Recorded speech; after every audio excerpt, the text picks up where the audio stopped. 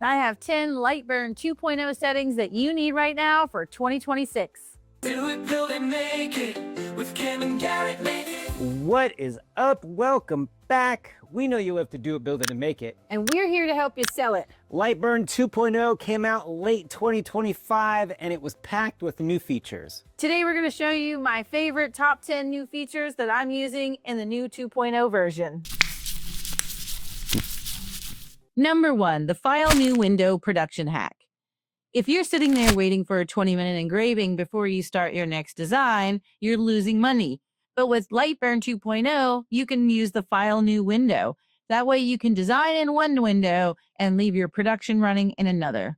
To create another instance, you're just simply going to go to File, New Window, and it will open a separate instance of Lightburn.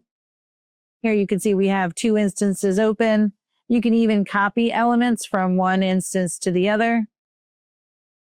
And in the second instance, you can actually switch machines. So you can be working on 2 different machines at one time.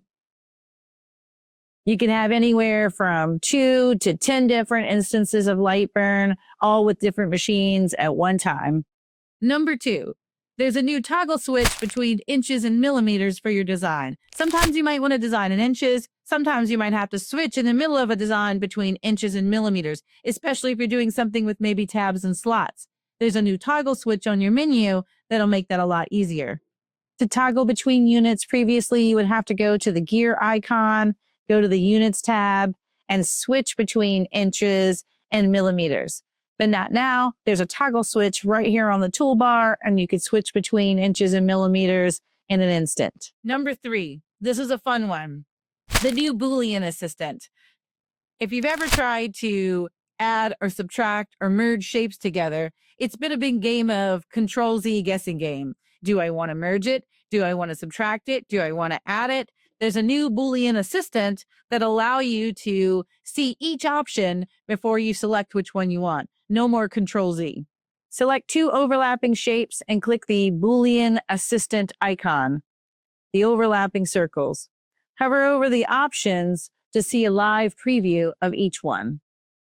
No more Control-Z.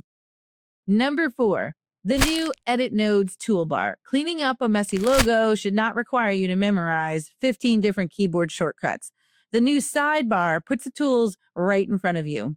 To clean up your nodes, you can press E or click the Edit Nodes tool. A new vertical toolbar will appear with dedicated icons for smooth, break, join. Look how easy it is to clean things up now. Number 5, copy along path. Are you trying to space out 50 holes along a circle or wavy line? Don't do it manually. Let Lightburn handle the math for you. Select the object you want to copy, then the path you want it to follow. Go to Arrange, Copy Along Path. You can change the number of objects on your path. You can rotate your objects on the path.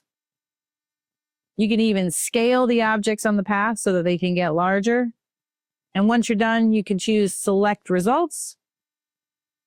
You're able to move your objects separate from your path. Isn't that easy? Number 6, the Cut Layers context menu, or the flash layer. On a crowded bed, it's easy to lose track of which line belongs to which layer. So use this flash trick to find it instantly. Here we're going to right-click on any layer in the Cuts Layers window and select Flash Graphics. You can even select all shapes in a current layer. This is super helpful when you have a crowded workspace.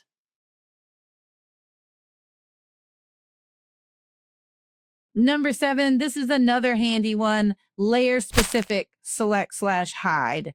Sometimes you just need everything else to go away so you can focus on one part of the build. Right-click on a header. There are a lot of fun options here. You can invert enabled layers. You can invert visible layers. And another one, whenever you're doing engravings, you want to sort cuts last. Number 8, this is a good one if you have multiple lasers and you have them networked. Have you ever seen the network timeout? There is nothing worse than the communication loss error 90% way through a job. This one change will prevent that. To change this one, we're going to go to the device settings or the wrench screwdriver icon and increase your network timeout to 10,000 milliseconds. Here's another good one, the check bounds toggle. Don't let your laser slam into the side rails because the graphic was slightly too big for the workspace. In device settings, the basic settings tab, we are going to toggle on check bounds when framing. Number 10, autosave recovery. Now, this one's a bit controversial. You can now set autosave on your Lightburn files. Now, Garrett does not like autosave. He wants to be able to undo. He wants to be able to keep moving or just close the file without saving anything if he gets way lost in a design. But I think autosave is great. Computers crash, shops get dusty. You do not want to lose an hour of design work because you didn't hit save. In settings, the gear icon, under file settings, you're going to set the autosave interval to 5 minutes. Or in Garrett's case, 0 turns it off. Have you found any additional 2.0 settings that you've been using? Leave us a comment and let us know. Or if you've tried one of these and it saved you some time and money, leave us a comment and let us know, because there's a bunch of these that are just super handy. Well, I'm about out of time. I have to go learn some new things in 2.0. You should go check out 2.0. And a big thanks to the Make It Mafia. We love you guys. That is the best way to support this channel. There's a ton of things over there in our membership area.